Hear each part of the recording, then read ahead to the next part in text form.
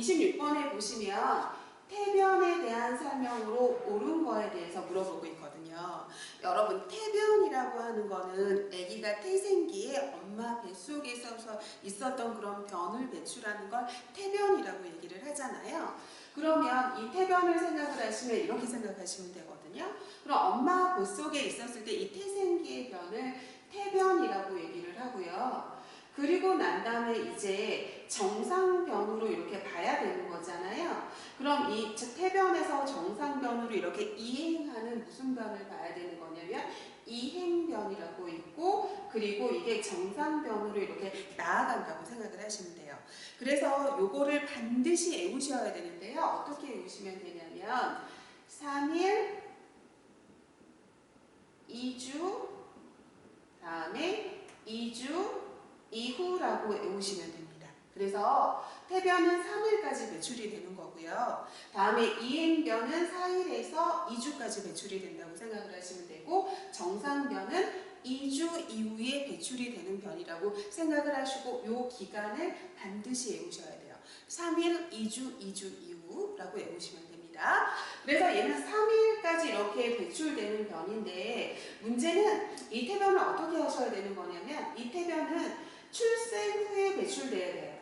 출생 후에 배출이 돼야 되고요. 출생 후에 배출이 되고 3일까지 배출이 돼야 되는 변이라고 보시면 되는 거거든요.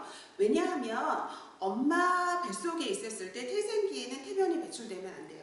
반드시 출생 후에 배출이 돼야 되는데요. 엄마 뱃속에 있었을 때 태생기에 배출되는 변은 아기가 극도의 스트레스 상황인 저산소증 상태에 놓여 있었을 때 항문 괄약근이 이완이 되면서 태변이 배출이 되는 거거든요.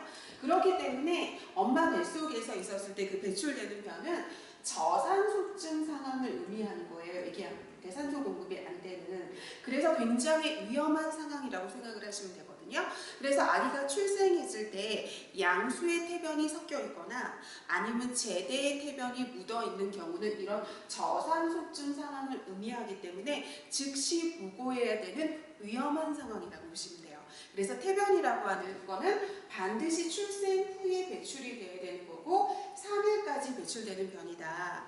그리고 이 변은 난황색이 아니고요. 약간 암녹색이거든요. 그러니까 짙은 녹색이라고 생각을 하시면 돼요. 그래서 얘는 암녹색, 암갈색이라고 생각을 하시면 돼요. 그리고 얘는 끈적끈적거려요. 끈적끈적거려가지고 물티슈로 닦아도 잘 안 닦아질 정도로 끈적끈적하거든요. 그런데 얘가 끈적끈적하고 물지 않아요. 끈적끈적하고 물지 않고 묽은 거는 나중에 이제 모유 먹는 아이들이 물게 되거든요. 다음에 냄새가 전혀 안 나요. 냄새가 엄마 뱃속에서 있었을 때 그런 변이 배출되는 거기 때문에 변 냄새가 전혀 안 보고요. 다음에 출생 후에 처음 보는 변 맞아요. 그래서 태변이라고 하는 거는 출생 후에 배출돼서 3일까지 배출되는 변이고요. 반드시 출생 후에 배출돼야 되는 거고 출생 전에 배출된다면 저산소증 상황을 의미하는 위험한 상황이라고 제가 얘기해 드렸고요. 그리고 출생 후에 배출은 돼야 되는 건 맞는데요. 얘가 출생 후에 배출이 돼야 되는 건 맞는데 24시간 이내에 배출이 돼야 돼요. 24시간 이내에 배출이 돼야 되는데요. 만약에 24시간 이내에 태변이 배출이 되지 않는다면 밀폐 항문을 의심해봐서 항문 기형을 의심해봐야 된다고 생각하시면 되겠습니다. 그래서 태변을 보지 않을 경우에 심혈관계의 기형을 의심하는 게 아니고요. 이때는 뭐를 의심하는 거냐면 24시간 이내에 태변을 보지 않으면 밀폐 항문. 그러니까 항문 기형을 의심해 봐야 된다고 생각하시면 되겠습니다. 그래서 26번의 답은 4번이라고 보시면 되겠습니다. 다음은 27번 풀어보도록 하겠습니다. 27번 보시면 주 양육자와 잠시도 떨어지지 않으려고 하는 유아의 정서 상태에 대해서 물어보고 있거든요. 그러면 우리 유아 있잖아요. 유아. 그럼 유아는 만 1 내지 3세의 아이를 유아라고 하죠. 그럼 이 유아기의 특징은 시험 문제 잘 나와요. 그러니까 유아기의 특징을 좀 알아두셨으면 좋겠는데요. 이 유아기의 특징으로는 퇴행도 특징이고요. 거부증도 특징이고, 그 다음에 분리불안이나 이 분노 발작, 이 네 가지가 다 유아기의 특징에 해당이 됩니다. 그래서 퇴행이라고 하는 거는 이때가 바로 동생 보는 시기잖아요. 그러니까 젖병을 떼고 나는데 동생을 보고 나서 다시 젖병을 이렇게 묻는다던가, 아니면 기저귀를 지금 이미 대소변 훈련을 다 했는데도 불구하고 다시 기저귀를 찬다던가 뭐 이런 거 있잖아요. 그러니까 예전의 수준으로 돌아가려고 하는 그런 동생 보고 났을 때 그런 행동을 퇴행이라고 얘기를 하고요. 다음에 이 거부증이라고 하는 건 우리 이때를 노노스테이지라고 하거든요. 노노스테이지라고 얘기를 해요. 그래서 이 거부증 또는 이걸 갖다가 거절증이라고 얘기를 하거든요. 거절증이라고 얘기를 하는데, 이게 바로 뭐냐면 이때 아이들은 이렇게 얘기해요. 이거 먹을래? 그러면 아니. 이거 먹을래? 아니. 이거 할래? 아니. 그럼 그럼 이거 안 할래? 그럼 아니. 그래가지고 묻는 말에 다 아니 하고 얘기를 하거든요. 그래서 이때는 밥 먹을래가 아니라 이 밥을 요 그릇에 먹을래, 저 그릇에 먹을래 하고 이렇게 선택권을 주면 이렇게 노라는 얘기를 안 하는데, 그렇지 않고 그냥 물어보면 무조건 아니 하는 이런 거부증, 거절증이 나타나는 게 유아기의 특징 중에 하나라고 생각하시면 되고요.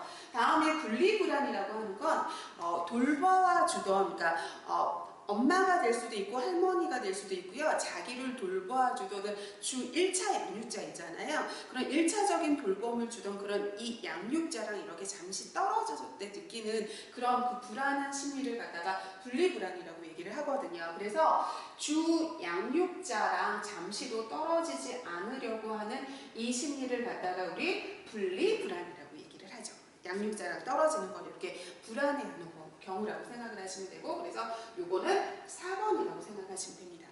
다음에 우리 분노 발작이라고 하는 건 뭐냐면요, 강한 훈육에, 그러니까 부모가 보이는 그런 훈육에 강하게 이렇게 거부하는 그런 행동을 보이는 거거든요. 그래서 훈육에 이렇게 강하게 분노하는 그런 거부 반응을 이렇게 보이는 거예요. 그래서 이 분노 발작 같은 경우에는 이런 부모의 관심을 끌려고 하는 행동이기 때문에 일단은 무시하셔야 되고요. 그리고 무시하고 그 다음에 약간 아이를 다치는지만 이렇게 살짝 보면서 무시를 해줘야 된다고 생각을 하시면 되거든요. 그래서 이 만 1 내지 3세의 유아기의 특징은 퇴행, 거부증, 분리불안, 분노 발작 등이 있는데, 여기서 주 양육자와 잠시도 떨어지지 않으려고 하는 그런 특징은 분리불안 4번이라고 생각하시면 되겠습니다.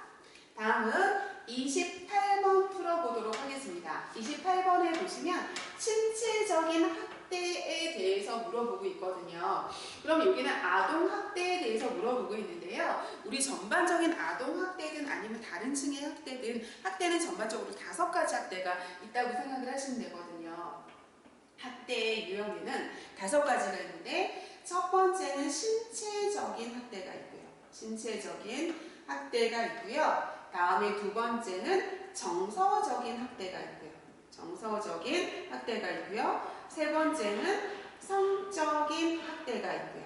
다음에 네 번째는 갖다 버리는 유기가 있고요. 다음에 다섯 번째는 제대로 된 돌봄 같은 거를 제공해주지 않는 방임이라고 생각하시면 되겠습니다. 그래서 이 5가지 학대의 유형이 있다고 생각을 하시면 돼서, 신체적인 학대는 정말 신체적인 폭행을 가하는 행위라던가 아니면 그걸 허용하는 그런 태도 같은 거를 신체적인 학대라고 하고요. 다음에 이 정서적인 학대라는 건 언어폭력 같은 그런 언어적인 학대, 정서학대 이런 걸 다 포함하는 거라고 생각을 하시면 되고, 성적학대는 다 아실 테고, 다음에 유기는 버리는 행동이죠. 갖다 버리는. 다음에 방임은 제대로 된 그 의식주를 이렇게 제공하지 않는다던가, 아니면 무단 결석을 하고 있는데 제대로 된 조치를 하지 않는다던가, 학교를 보내지 않는다던가, 그러니까 제대로 된 양육과 돌봄을 제공해주지 않는 걸 방임이라고 생각하시면 되겠습니다. 그런데 여기는 지금 신체적인 학대에 대해서 물어보고 있죠. 그러면 버리는 행위는 우리 유기라고 얘기를 하고요. 다음에 성적으로 추행하는 거는 성적인 학대라고 보시면 되겠죠. 다음에 언어폭력, 정서적인 폭력을 갖다가 가하는 걸 우리 정서적인 학대라고 얘기를 하죠. 다음에 여기 복부를 걷어차는 행위, 이게 신체적인 위해를 가하는 거잖아요. 그러니까 여기가 바로 뭐냐면 신체적인 학대에 속한다고 생각하시면 되고요. 다음에 아동을 불결한 환경에 방치하는 거잖아요. 그러니까 제대로 된 양육과 돌봄을 제공하지 않는 거니까 이게 바로 방임이라고 생각하시면 되겠습니다. 그런데 28번은 학대의 유형 중에서도 신체적인 학대에 대해서 물어보고 있으니까 답은 4번이라고 보시면 되겠습니다. 다음은 29번 풀어보도록 하겠습니다. 에릭슨의 심리사회적 발달 단계 중 자율성이 형성되는 시기에 대해서 물어보고 있거든요. 여러분, 에릭슨은 시험 문제에 잘 나오기 때문에 반드시 외우셔야 되고요. 그리고 에릭슨은 이렇게 전생애를 영아기에서 우리 노년기까지 다 나눠놨는데 요즘은 노년기도까지 시험 문제 나오기 때문에 에릭슨의 8단계는 반드시 외워두셔야 된다고 생각하시면 되거든요. 그래서 이 에릭슨은 어떻게 외우시면 되냐면요. 여러분 이렇게 일단 요거부터 할게요. 에릭슨은 전생애를 나눴거든요. 그래서 영아기를 태어난 지 이렇게 12개월까지를 영아기로 나눴고요. 다음에 만 1 내지 3세를 유아기로 보시면 되고요. 다음에 학년 전기는 학교 가기 전이잖아요. 그러니까 만 4 내지 6세를 얘기하시면 되고, 다음에 이 학년기는 바로 우리 초등학교 시기라고 생각을 하시면 돼요. 초등학교 시기라고 생각을 하시면 되고, 청소년기는 우리 중학교나 이렇게 고등학교 시기라고 생각을 하시면 되는 거고요. 다음에 우리 6번째는 성인 초기죠.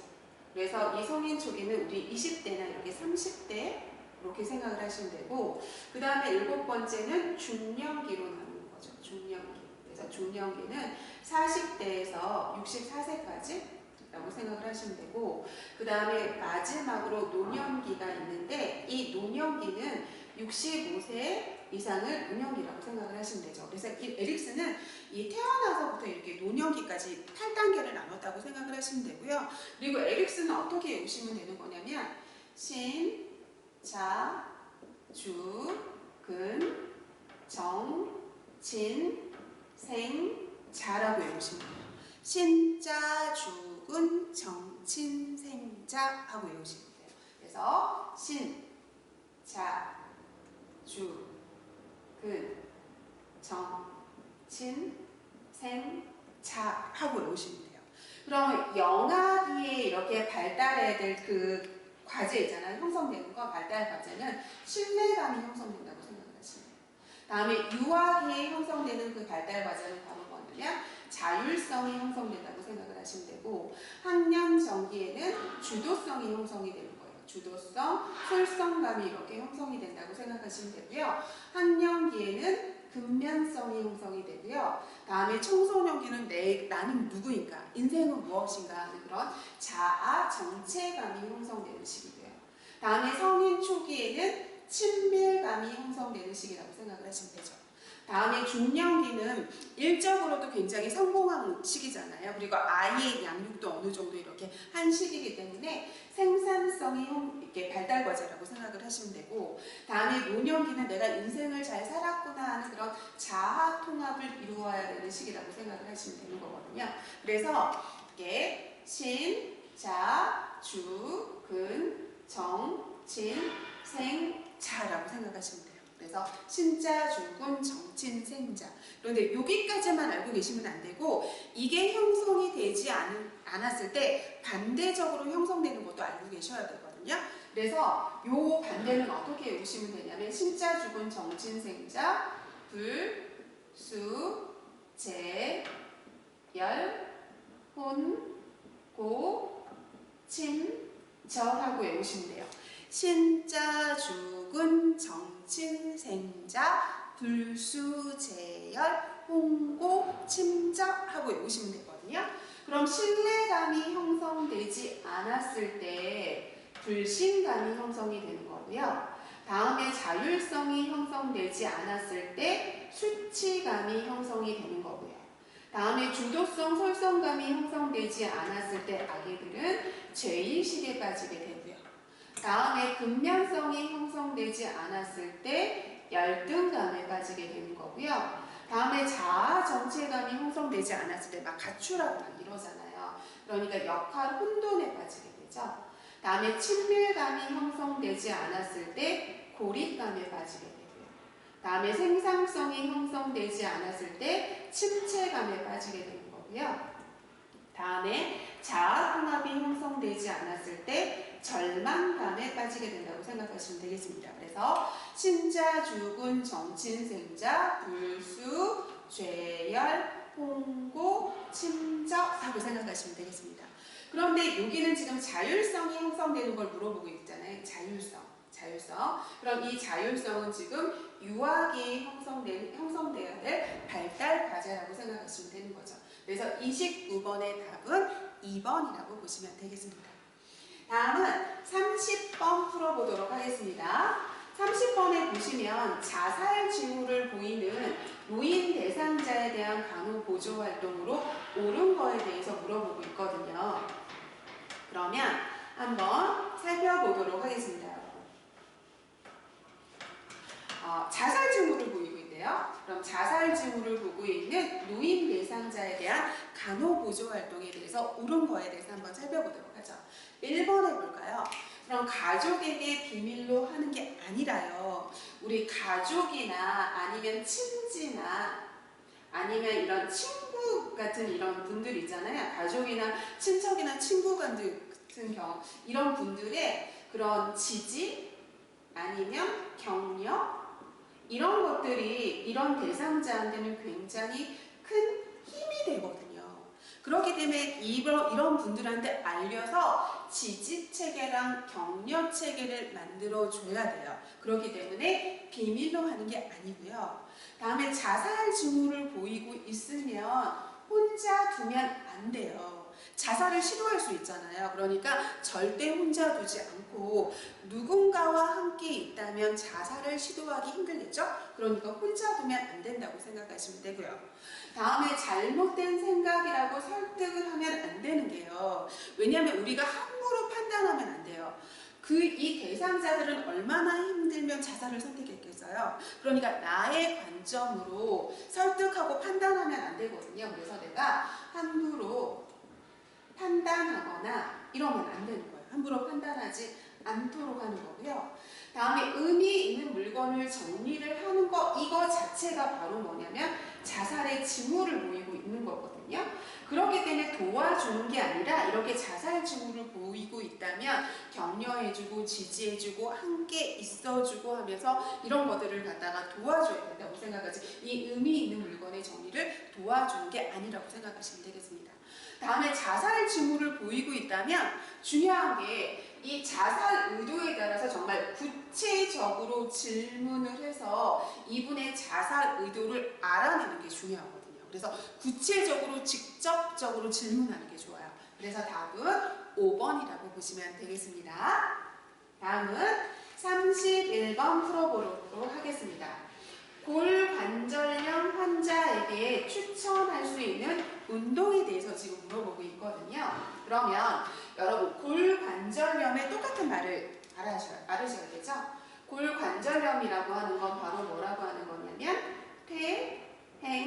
퇴행성 관절염이라고 얘기를 하죠. 왜 그러는 거냐면 60세 이상의 여성 중에 2명 중에 1명은 이 퇴행성 관절염이 생기거든요. 그렇기 때문에 이 퇴행성은 나이 들어서 생기는 거잖아요. 그래서 이거를 퇴행성 관절염이라고 얘기를 하죠.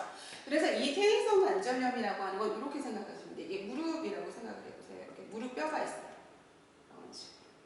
이렇게 무릎뼈가 있어요. 이렇게 무릎뼈가 이렇게 있어요. 그러면 여기에 이게 뼈예요. 무릎 단단한 뼈예요. 그러면 여기에 이렇게 물렁병 이렇게 연골이 이렇게 있거든요. 연골. 이렇게 연골이 있다고 생각을 하시면 돼요. 연골이 이렇게 있어요.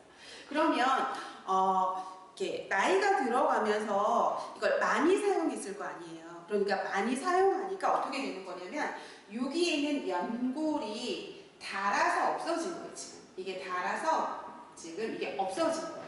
그래서 이 연골이 닳아서 없어지기 때문에 움직임이 있을 때마다 이 골과 골이 닿아서 아픈 거거든요. 그래서 골과 골이 이게 다 연골이 닳아 없어져가지고 움직임이 있을 때마다 뼈인 골과 골이 닿아가지고 통증과 염증을 유발한다 그래서 이걸 골관절염이라고 생각을 하시면 되거든요. 그러면 이게 지금 닿을 때마다 아프기 때문에 움직이면 아프잖아요. 그리고 가만히 있었을 때 안 아프거든요. 그렇기 때문에 움직임이 있으면 아픈데 체중이 굉장히 무거운 경우는 내 체중을 이 무릎이 지탱해야 되기 때문에 더 아프거든요. 그래서 이 골관절염, 퇴행성 관절염 환자들은 체중을 감소하는 게 굉장히 중요해요. 그런데 체중을 감소하는 게 중요한데 움직일 때마다 통증이 있잖아요. 그러니까 이게 운동을 해야 되는데 체중을 느끼지 않게끔 하는 운동을 해야 되거든요.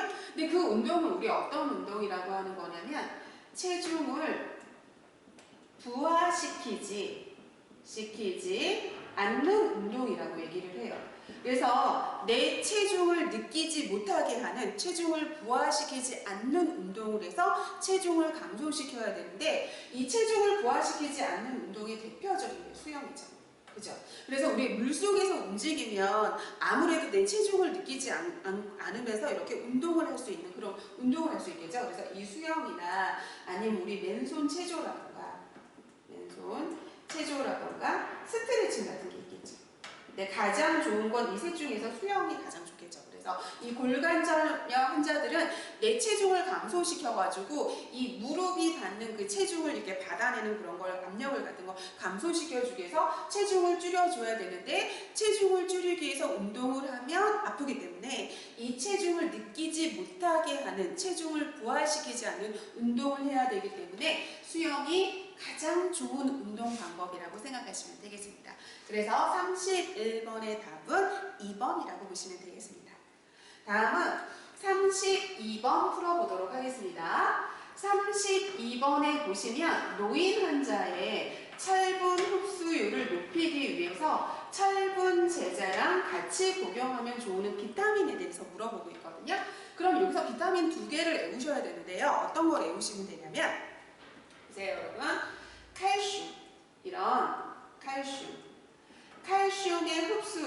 칼슘의 흡수를 도와주는 비타민이 있어요. 칼슘의 흡수를 도와주는 비타민은 바로 뭐냐면 비타민 D라고 생각을 하시면 되고요. 다음에 철분 있죠?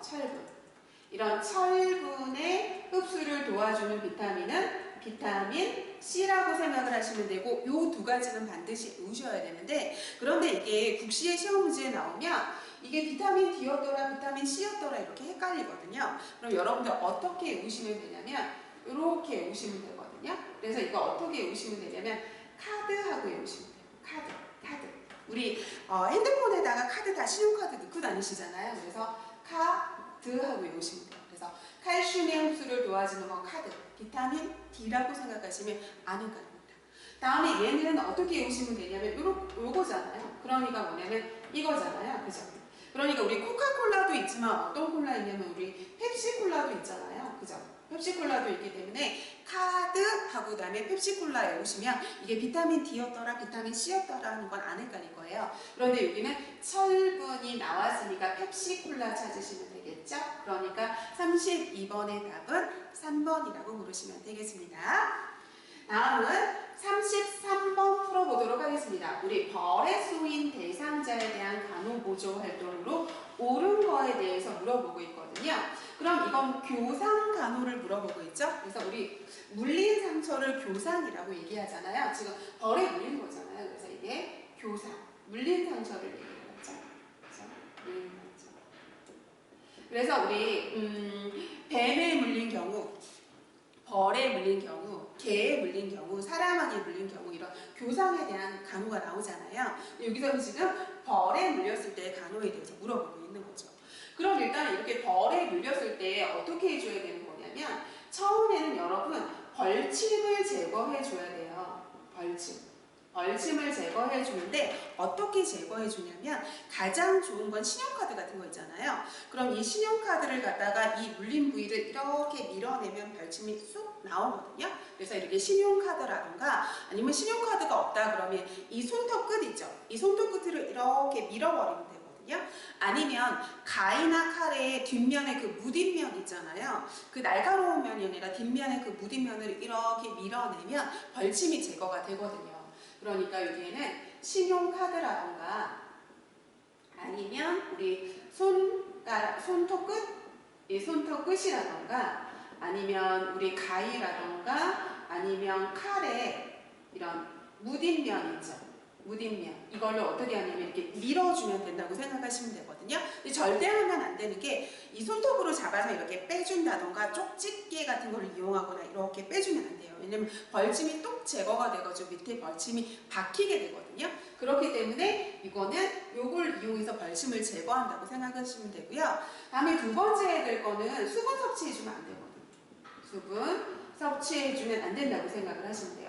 왜냐하면 수분을 섭취한 이 벌의 독이 쉽게 퍼지기 때문에 수분 섭취는 안 하시는 게 좋고요. 다음에 이 독을 갖다가 좀 중화시켜주는 게 좋잖아요. 그래서 두 가지 방법이 있는데 일반 벌의 독을 이렇게 중화시키는 방법이 있고 다음에 말벌의 독을 중화시키는 방법이 있는데요.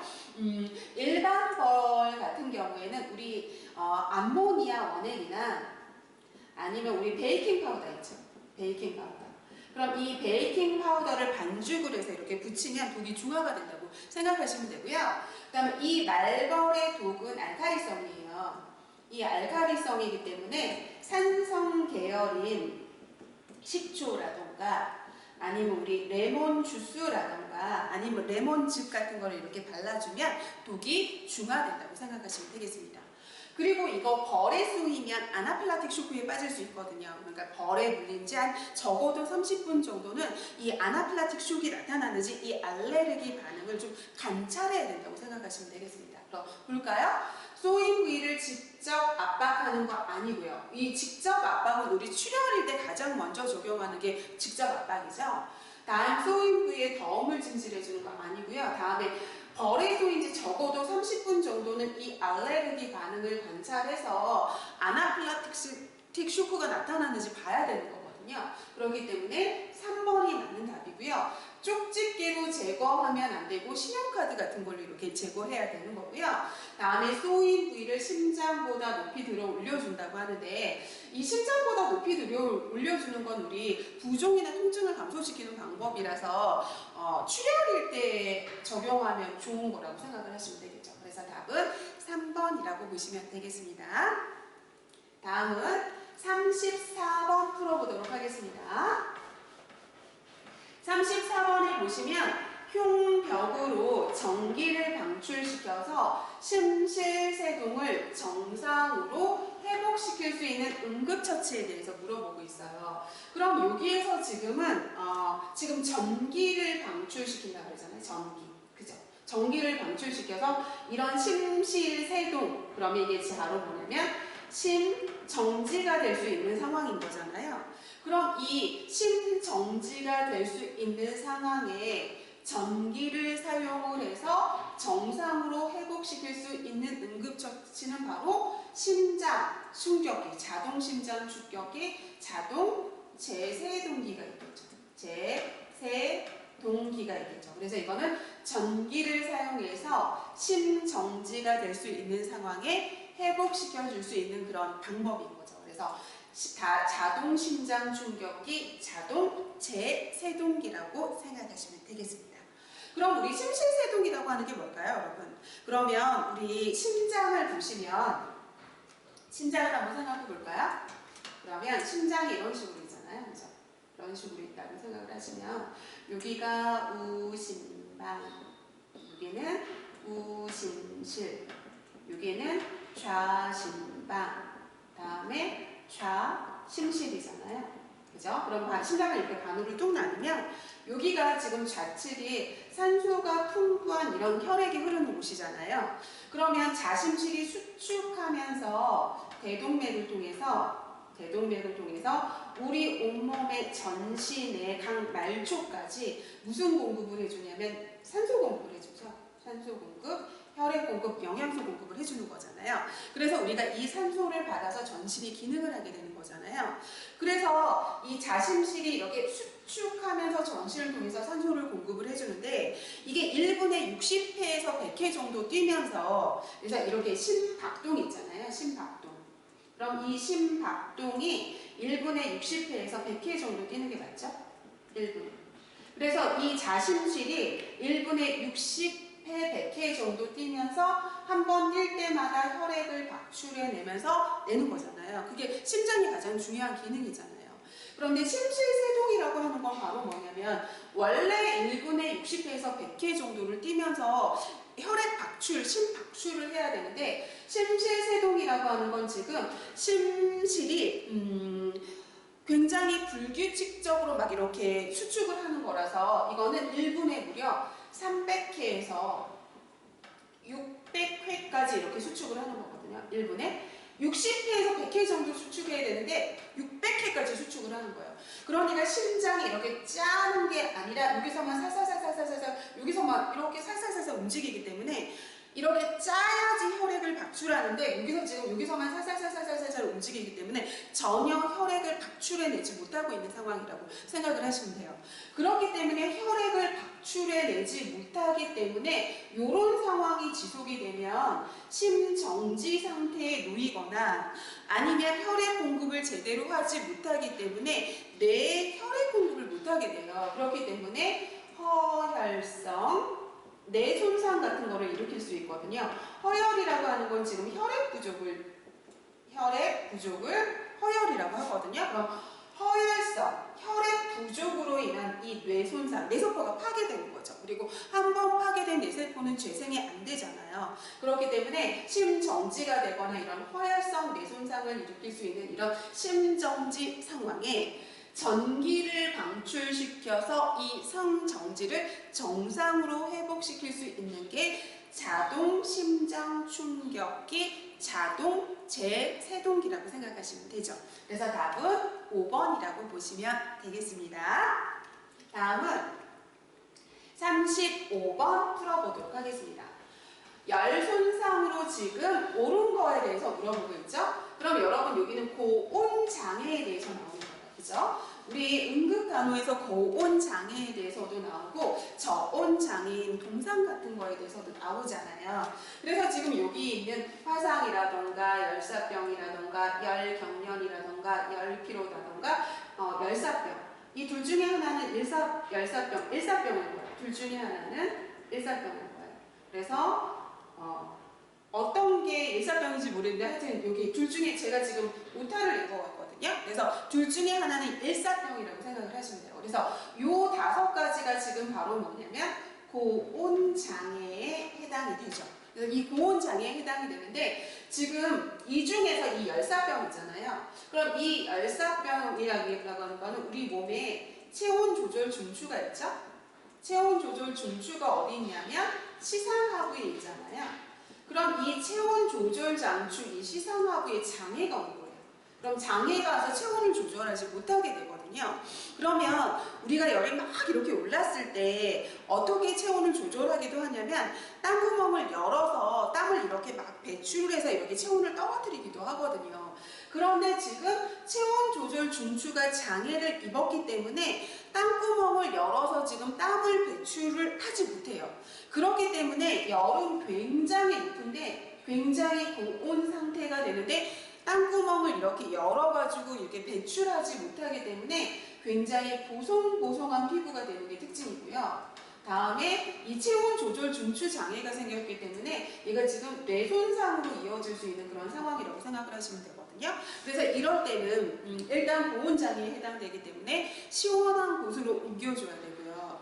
다음에 우리 얼음물 마사지를 해주거나 얼음물에 담그거나 아니면 이렇게 그 선풍기까지 틀어주거나 아니면 얼음물 관장이라도 해가지고 즉각적으로 체온을 내려줘서 더 이상의 뇌 손상이 없도록 해줘야 되는 거고요. 다음에 우리 뇌가 손상이 되면 공통적으로 뇌압이 상승하게 되잖아요. 그럼 이럴 때 뭐를 방지해야 되냐면 뇌압 상승을 방지해주는 간호가 중요하죠? 그럼 이 뇌압 상승을 방지해주는 간호가 우리 뇌를 머리 부분을 두부를 30도 정도 올려줘야 되잖아요. 두부를 30도 정도 이렇게 상승시켜줘야 되는 거죠. 그래서 얘는 머리를 이렇게 이렇게 올려주는 간호를 해야 된다고 생각하시면 되겠습니다. 그래서 여기는 체온 조절 중추 기능이 상실된 거죠. 지금 시산하부의 기능이 상실된 거예요. 그래서 체온이 40도씨 이상으로 높아지는데도 불구하고 땀구멍을 열어서 지금 땀을 배출하지 않기 때문에 땀이 전혀 나지 않아서 굉장히 이런 보송보송한 피부가 되는 게 바로 뭐냐면 열사병이라고 생각하시면 되겠습니다. 그래서 여기까지 풀어봤고요. 다음에 36번 풀어보도록 하겠습니다. 그러면 36번에 보시면 유치원생에게 건강한 치와 관리를 할 때 보건교육을 할 때 옳은 거에 대해서 지금 물어보고 있어요. 그러면 여기는 지금 전반적으로 보건교육을 할 때 어떻게 해야 되는지에 대해서 물어보고 있는 거거든요. 그럼 보건교육을 할 때 옳은 거에 대해서 물어보고 있거든요. 그럼 우리 교육의 사요소가 있잖아요. 그죠? 우리 교육을 하는 데는 4가지 요소가 있어요. 그죠? 그러면 여러분 같은 학습자가 필요하죠. 학습자, 피교육자가 필요하죠. 다음에 저 같은 교육자가 필요하죠. 다음에 우리 지금 보건간호학에 대해서 배우고 있잖아요. 이런 교육 내용이 필요한 거죠. 교육 내용이 필요하고 지금 우리 이런 온라인 교육을 통해서 이런 칠판이나 이런 쓰는 거나 이런 PPT 같은 화면을 통해서 지금 촬영하고 있잖아요. 그러니까 우리 교육 환경 같은 게 필요하죠. 4번째는 교육 환경이 필요하다고 생각하시면 됩니다. 그래서 교육에는 학습자도 필요하고 교육자도 필요하고 교육 내용도 필요하고 다음에 교육 환경도 필요한데 가장 중요한 거는 교육자의 흥미가 아니라 학습자의 흥미를 고려를 해야겠죠. 왜냐하면 학습자의 흥미를 고려해야지 학습자가 참여를 할 테고 학습자가 참여를 해야지 굉장히 성공한 그런 수업이 되지 학습자가 참여를 하지 않으면 효과적이지 않은 그런 수업이 되겠죠. 그렇기 때문에 교육자의 흥미가 아니라 학습자, 피교육자의 흥미를 고려해야 되는 거고요. 다음에 한 번에 여러 가지 질문을 하면 안 되고 한 번에 한 가지씩 질문을 해야 되는 거고요. 다음에 우리가 배울 때 쉬운 것부터 배우고 그리고 난 다음에 점점 난이도가 있는 어려운 걸 배워야 되는 거잖아요. 그렇기 때문에 쉬운 친숙한 내용을 먼저 배우고 그리고 난이도가 있는 거로 넘어가야 되는 거니까 그 다음에 낯선 내용으로 배우는 거고요. 쉬운 내용부터 배워야 되는 거니까 간단한 내용부터 배우고 난이도가 있는 거로 넘어가야 되는 거니까 복잡한 내용으로 간다고 생각하시면 되고요. 다음에 교육 대상자들이 지금 학습자잖아요. 그럼 이 학습자들이 능동적으로 참여할 수 있는 방법을 적용을 해야겠죠. 왜냐하면 이 교육자들이 능동적으로 참여를 해야지만 효과적인 수업이 될 테고요. 참여를 하면 이들이 참여를 통해서 이 수업이 성공할 수 있고 그리고 본인들이 참여를 했기 때문에 실제 생활에 이렇게 실천할 수 있게 좋겠죠. 그렇기 때문에 답은 5번이라고 보시면 되겠습니다. 그래서 우리 보건교육이라고 하는 건 교육을 통해서 지식을 바꿔주고 태도를 바꿔주고 그 다음에 무슨 변화까지 가야 되는 거냐면 행동의 변화까지 일으키는 하는 게 이게 보건교육이잖아요. 지식을 변화시키고 태도를 변화시키고 행동의 변화를 일으키는 거죠. 교육을 통해서. 그럼 마지막에 행동의 변화까지 일으키려면 능동적으로 참여를 해야지만 행동의 변화를 통해서 실천을 할 수 있는 거거든요. 그죠? 그렇기 때문에 36번의 답은 5번이라고 보시면 되겠습니다. 이 37번 풀어보도록 하겠습니다. 37번 보시면 보건교육 실시 절차와 그에 대한 설명으로 옳은 거에 대해서 물어보고 있거든요. 그럼 우리 보건교육 실시 절차에 대해서 한번 보도록 하겠습니다. 그럼 보건교육은 도입의 단계가 있고요. 다음에 전개 단계가 있고요. 다음에 종결 단계가 있다고 생각하시면 되겠습니다. 도입, 전개, 종결로 이루어지는데요. 우리 전체를 100%로 봤을 때 이 도입의 단계는 100%에서 한 15 내지 20%를 할애한다고 생각하시면 되고요.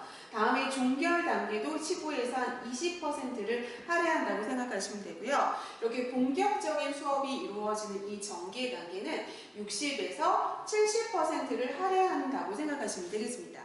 그럼 이렇게 수업을 시작을 하는 이 도입의 단계에는 가서 이렇게 간단하게 인사를 하면서 같은 거를 시도하는 단계라고 생각하시면 되죠. 그래서 우리 오늘 뭘 배울지 이렇게 간단하게 소개하고 학습 목표 같은 거를 이렇게 소개해주고 학습자의 흥미를 이렇게 유발해주고 자극하는 단계라고 생각하시면 되고요. 다음에 이 전개 단계는 본격적인 수업 교육이 지금 이루어지는 단계라고 생각하시면 되죠. 그래서 60 내지 70%를 할애한다고 생각하시면 되고요. 마지막 종결 단계는 이렇게 수업한 거를 이렇게 본격적인 수업한 거를 요약해주고 정리해주는 이런 단계라고 생각하시면 되죠. 그래서 하나하나 보도록 하겠습니다. 그러면 본격적인 보건교육이 이렇게 중심이 되는 거는 본격적인 수업이 이루어지는 바로 이런 전개 단계라고 생각하시면 되고요. 정리해주고 결론을 이루어내는 건 종결 단계죠. 그죠? 다음에 관계 형성을 시도하는 단계는 바로 도입의 단계라고 생각을 하시면 되고요. 다음에 지금 요약 정리해준다고 하잖아요. 그럼 요약 정리해주는 게 종결 단계였잖아요. 그러니까 답은 4번이라고 생각하시면 되고요. 다음에 본격적인 교육활동이 이루어지는 게 바로 이게 전개 단계에서 이루어지는 거죠. 그러니까 여기서 지금 옳은 걸 물어보고 있으니까 37번의 답은 4번이라고 보시면 되겠습니다. 다음은 38번 풀어보도록 하겠습니다. 38번에 보시면 다음에서 설명하는 보건교육 방법에 대해서 물어보고 있거든요. 그러면 한번 보도록 하겠습니다, 여러분. 특정 문제를 해결하기 위해서 12명 내지 15명이 한 그룹이 돼서 짧게 토의하고요. 다음에 가능한 많은 아이디어를 종이에 목록하고요. 그 중에서 최상의 아이디어를 이렇게 선택하는 방법이라고 하고요. 번개처럼 떠오르는 기발한 생각이라는 뜻을 포함하고 있대요. 그러면 이게 키포인트예요. 지금 최상의 아이디어, 그 다음에 기발한 생각 이런 거거든요. 그러면 이게 바로 뭐냐면 이 브레인스토밍이거든요. 그럼 이 브레인스토밍이라고 하는 건 브레인스토밍이라고 하는 거 있잖아요. 그럼 이 브레인이 뇌잖아요. 그죠? 그럼 지금 뇌에서 지금 폭풍우가 이렇게 일어난 거예요. 그죠? 뇌에서 이렇게 막 폭풍우가 일어난 거예요. 그래서 이게 지금 팝콘 회의라고도 하거든요. 팝콘이 막 이렇게 부풀어 오르잖아요. 그죠? 그래서 이걸 갖다가 팝콘 회의라고도 얘기하고 하거든요. 그렇기 때문에 이건 바로 뭐냐면 여기서 나온 것처럼 뭐 새로운 아이디어, 기발한 아이디어, 뭐 창의력 이런 거가 나오면 이런 단어들이 나오면 바로 브레인스토밍이라고 생각을 하시면 되거든요. 그래서 이건 자유롭게 이렇게 아이디어를 내고 얘기하는 과정 중에서 이렇게 새로운 아이디어, 기발한 아이디어, 창의적인 생각 같은 것들이 나온다고 생각을 하시면 되고 여기에서 조심해야 될 건 남의 이렇게 발표하는 거 이렇게 비판을 금지해야 된다고 생각하시면 돼요. 왜냐하면 이런 창의적인 생각을 얘기할 때 비판을 하면 그 창의적인 생각이 나오지 않잖아요. 그래서 이 새로운 아이디어, 기발한 아이디어, 창의력 뭐 이런 게 나오면 무조건 브레인스토밍 찾으시면 됩니다. 그래서 여기서는 최상의 아이디어, 번개처럼 떠오르는 이 기발한 생각이라는 단어가 나왔으니까 브레인스토밍을 고르시면 됩니다. 그래서 답은 5번이라고 고르시면 되겠습니다. 다음은 39번 풀어보도록 하겠습니다. 그러면 39번에 보시면 보건교육 실시 전에 대상자의 특성을 확인해서 이에 맞는 수업 전략을 마련하게 하기 위해서 지금 하는 평가의 유형에 대해서 물어보고 있거든요. 그럼 여기서 키포인트는 교육을 하기 전에 하는 지금 평가 유형에 대해서 물어보고 있어요. 실시하기 전. 그러면 우리 교육 시기에 따른 평가가 있거든요. 교육 시기에 따른 그런 평가가 있어요. 시기에 따른 평가가 있거든요. 그러면 세 가지라고 생각을 하시면 되거든요. 첫 번째는 진단평가가 있고요. 다음에 두 번째는 형성평가가 있고요. 다음에 세 번째는 총괄평가가 있다고 생각을 하시면 돼요. 그래서 이 진단평가라고 하는 건 교육 시작 전에 해주는 평가예요. 그래서 우리 고등학교 입학했을 때 진단평가 해주는 거 있잖아요. 그래서 반 이렇게 배치하고 이런 것들 있죠. 그래서 교육을 시작하기 전에, 시작 전에 해주는 평가가 진단평가고요. 다음에 형상평가라고 하는 거는 수업 중에 해주는 평가예요. 교육 도중, 수업 도중에 해주는 평가라서 그래서 수업 중에 평가를 하기 때문에 수시로 평가가 가능하죠. 수시로 지금 평가가 가능하죠. 그래서 수시로 평가할 수 있기 때문에 학습자의 그런 이해하지 못하는 거를 갖다가 알아낼 수 있어요. 그렇기 때문에 적절한 피드백을 해줄 수 있거든요. 그래서 이렇게 수업의 교정이라던가 이런 게 가능한 게 바로 형상평가라고 생각을 하시면 되고요. 총결평가라고 하는 거는 뭐냐면 수업이 종료됐을 때 이 종료 후에 하는 평가가 총괄평가라고 생각하시면 되죠. 그런데 여기는 실시 전에 하는 평가를 물어보고 있으니까 여기서는 진단평가를 보시면 되겠습니다. 그래서 여기는 종료 후에 하는 평가고 얘는 종료 형성평가는 수업 도중에 하는 평가라고 생각하시면 되고 다음에 상대평가랑 절대평가도 조금 설명을 드리면 이렇게 생각하시면 돼요. 이 절대평가라고 하는 건 지금 뭐냐면 목표지향평가예요. 목표지향. 그러면 미리 도달할 목표를 지금 정해놓은 거예요. 그럼 이런 거라고 생각을 하시면 돼요, 여러분. 90점 이상을 A라고 정해놨고요. 다음에 80점 이상을 B라고 정해놨고요. 다음에 70점 이상을 뭐라고 정해놨냐면 C라고 미리 도달할 목표를 이렇게 정해놨어요. 그러면 시험을 봤는데 지금 A를 맞은 사람이 한 명도 없어요. 그러면 그 반의 1등이 85점이에요. 그러면 그 반의 1등이라고 하더라도 미리 도달할 목표를 정해놨기 때문에 그 한 명, 이 한 명 제일 잘한 사람이 85점이에요. 85점이에요. 그럼 이 사람한테 아무리 이 사람이 지금 1등이라고 하더라도 미리 도달할 목표를 정해놨기 때문에 여기잖아요. 그렇죠? 그렇기 때문에 이 사람한테 지금 B를 주는 이런 걸 갖다가 절대평가라고 생각을 하시면 돼요. 미리 도달할 목표를 정해놨고 도달할 목표 정해놓은 거대로 평가를 하는 거죠. 그런데 이 상대평가라고 하는 건 바로 뭐냐면 얘는 기준지향평가거든요. 기준지향평가야. 그럼 이 기준이잖아요. 기준. 그렇기 때문에 상대적인 기준이 중요해요. 상대적인 기준, 상대적인 위치가 중요한 거예요. 그렇기 때문에 이 사람은 85점이기는 하지만 이 사람은 전체 중에서 1등이잖아요. 상대적인 위치는 1등이잖아요. 그렇기 때문에 이 사람한테 상대적인 위치가 1등이기 때문에 이 사람한테 A 학점을 주는 게 바로 상대평가라고 생각을 하시면 돼요. 그래서 여기서는 실시 전에 하는 평가를 물어보고 있으니까 3번의 진단평가라고 고르시면 되겠습니다.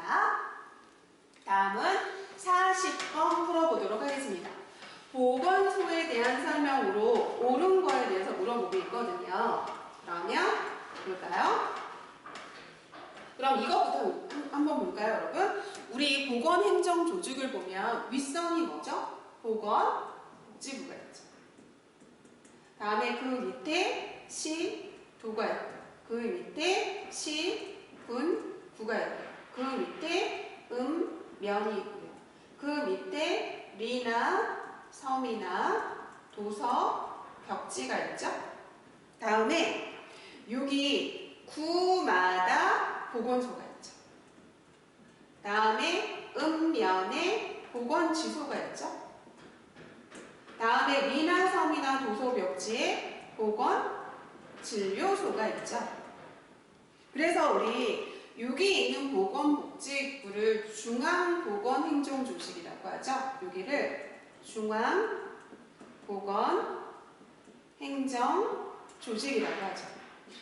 다음에 여기 시도서부터 여기 끝까지 여기를 갖다가 지방보건행정조직이라고 얘기를 하죠. 그러면 봅시다, 여러분. 보건소에 대해서 물어보고 있잖아요. 그러면 보건소는 읍면에 설치하는 게 아니라 구마다 설치하는 거거든요. 그죠? 그러니까 틀렸죠? 그럼 읍면에 설치하는 건 보건소가 아니라 보건지소고요. 지방보건행정조직 맞죠? 왜냐하면 시도, 그 다음에 시군구, 읍면, 리나섬의 도서벽지, 보건소, 보건지소, 보건진료소는 지방보건행정조직에 속하죠. 다음에 근로자의 업무상의 그런 재해 보상 업무 있잖아요. 그럼 이 재해 보상 업무를 담당하는 거는 근로복지공단이에요. 근로복지공단에 해당되죠. 그래서 이건 근로자에 해당되는 거기 때문에 보건소가 아니죠. 그죠? 다음에 중앙정부 조직의 일원화된 지도 감독을 받는 게 아니라 지금 이런 보건복지부 같은 이런 중앙보건행정 조직에서는 중요 정책을 결정한다던가 아니면 하는 일이 이런 기술 지도나 아니면 자문 같은 거를 받게 돼요. 여기서. 그런데 이런 지방보건행정 조직 있잖아요. 보건소, 보건지소, 이런 보건진료소. 여기에서는 지금 인사권, 임명권, 행정권 이런 거는 지금 여기에서 지금 가지고 있거든요. 그렇기 때문에 여기서는 기술지도 자문하고 여기서는 지금 인사권, 행정권, 임명권을 가지고 있기 때문에 이게 지금 이원화되어 있다는 게 우리나라 보건행정조직의 굉장히 중요한 단점에 속하거든요. 그러니까 일원화된 게 아니라 이원화된 게 단점이라고 생각하시면 되고요. 다음에 농어촌 보건의료를 위한 특별조치법이라고 하는데요. 우리 보건소나 보건지소는 지역보건법의 영향을 받죠. 지역보건법. 그래서 이 지역보건법은 우리 1956년도에 보건소법이 1995년도에 지역보건법으로 개정이 됐잖아요. 그죠? 그렇기 때문에 이 보건소나 보건지소는 이 개정된 지역보건법의 영향을 받고요. 다음에 이 미나섬이나 도서벽지 이 보건진료소가 1980년에 제정된 농어촌 보건의료를 위한 특별조치법의 영향을 받잖아요. 이건 지금 이 보건진료소가 받는 법이라고 생각하시면 되죠. 그래서 보건소랑 보건지소는 지역보건법의 영향을 받고 다음에 보건진료소가 농어촌 보건의료를 위한 특별조치법의 영향을 받는다. 그래서 여기 보건소에 대한 맞는 설명은 2번이라고 보시면 되겠습니다. 다음은 41번 풀어보도록 하겠습니다. 세계보건기구에서 제시한 1차 보건의료를 위한 요소 중 다음에 해당하는 것이 무엇인가 하고 물어보고 있습니다. 그러면 우리 1차 보건의료의 필수 요소 4가지를 좀 알고 계셔야 되잖아요. 그죠? 그래서 우리 1차 보건의료를 위한 요소 이거의 필수 요소 4가지는 시험 문제에 잘 나오죠. 필수 요소 4가지가 있죠. 4가지. 그래서 이 필수 요소 4가지는 꼭 외우셔야 되는데요. 어떻게 외우시면 되냐면 접수지참하고 외우시면 됩니다. 접수지참. 그래서 1차 보건의료를 위한 필수 요소 4가지는 접수지참이다. 그래서 첫 번째는 접근성이 있어야 되고 두 번째는 수용 가능성이 있어야 되고 다음에 세 번째는 지불 가능성이 있어야 되고 다음에 네 번째는 지역사회 주민의 참여가 있어야 된다. 지역사회 주민의 참여가 있어야 되는 거죠. 그래서 접, 수, 지, 참이죠. 접근성이라고 하는 건 뭐냐면 사회적, 경제적, 지리적인 그런 차별이 있으면 안 된다. 형평성이 있어야 된다는 거고 지역사회 주민이 받아들일 수 있는 그런 가학적인 방법, 수용 가능한 방법으로 이루어져야 된다는 거고 지역사회 주민이 지불할 수 있는 그런 보건의료 수가로 제공이 돼야 된다는 거고 다음에 지역사회 주민의 참여를 해야지만 가장 성공적으로 이루어질 수 있다. 그래서 보건사업의 성공을 위한 필수 요소가 바로 뭐냐면 지역사회 주민의 참여라고 생각하시면 되는 거죠. 그럼 여기선 지금 1차 보건의료가 성공하기 위해 가장 중요한 건 보건이 성공하기 위해서 가장 중요한 건 지역사회 주민의 참여죠. 왜냐하면 여러분 보건이라고 하는 건 나라 세금으로 이렇게 운영이 되는 거잖아요. 그럼 나라 세금이 투여되는데 그래서 어떤 사업을 지금 하고 있는데 지역사회 주민이 한 명도 참여를 하지 않는다고 생각을 해보세요. 그럼 세금 낭비가 되잖아요. 그렇기 때문에 세금으로 이루어지는 보건사업은 지역사회 주민이 참여를 해야지만 성공을 할 수 있는 거예요. 그래서 성공을 하기 위한 가장 중요한 요소는 지역사회 주민의 참여라고 생각을 하시면 되고, 이 참여가 바로 지금 운영협의회를 설치해서 이 운영협의회에서 지역사회 주민이 참여를 유도하는 거라고 생각하시면 되겠습니다. 그래서 여기 41번의 답은 3번이라고 보시면 되겠습니다. 다음은 42번 풀어보도록 하겠습니다. 42번에 보시면 보건의료 전달 체계의 구성 요소 중 지도력, 의사결정, 규제를 포함하는 것을 물어보고 있어요. 그런데 여러분, 요즘 이 보건의료 전달 체계의 구성 요소가 국시마다 다 나오고 있거든요. 그래서 왜 여기는 지금 국시 해설이 지금 2021년도에 9월에 시험 본 걸 지금 국시 해설하고 있잖아요. 근데 2021년도 9월, 3월 국시에도 이 문제가 나왔거든요. 그래서 이게 지금 매해 출제되고 있는 거라서 매 국시마다 출제되고 있는 경향이라서 이거에 대해서는 좀 알고 계셨으면 좋겠어요. 새로 나오는 문제인데 계속 출제가 3월에도 출제되고 지금 9월에도 출제되고 있거든요. 그러면 보건의료 전달 체계 구성 요소는 5가지가 있다고 생각을 하시면 되거든요. 그러면 보건의료를 전달하기 위한 체계예요. 그죠? 이렇게 생각하시면 돼요. 보건의료를 전달해주기 위한 체계예요. 그러면 전달해 주려면 자원 개발부터 해야 되는 거거든요. 그래서 뭐부터 해야 되는 거냐면 이렇게 전달을 해 주려면 자원을 먼저 개발을 해야 돼요. 첫 번째로 자원을 개발을 해야 돼요. 그래서 인적 자원이라던가 아니면 물적 자원이라던가 아니면 지적 자원이라던가 이런 거를 갖다가 어떻게 해야 되냐면 개발을 먼저 해야지 전달해 줄 수 있는 거죠. 그래서 이런 자원을 개발을 하는데 뭐 간호사나 간호조무사 같은 이런 인적 자원을 개발해 준다던가 아니면 우리 병원이나 보건소나 이런 물적 자원 아니면 뭐 의약품 이런 물적 자원을 개발해 준다던가 아니면 지식 뭐 기술 뭐 이런 지적 자원을 이렇게 개발을 해주는 거예요. 그럼 이런 자원을 개발을 해줬잖아요. 그럼 자원을 개발했으면 얘를 효과적으로 전달하려면 조직을 해줘야 되겠죠. 그죠?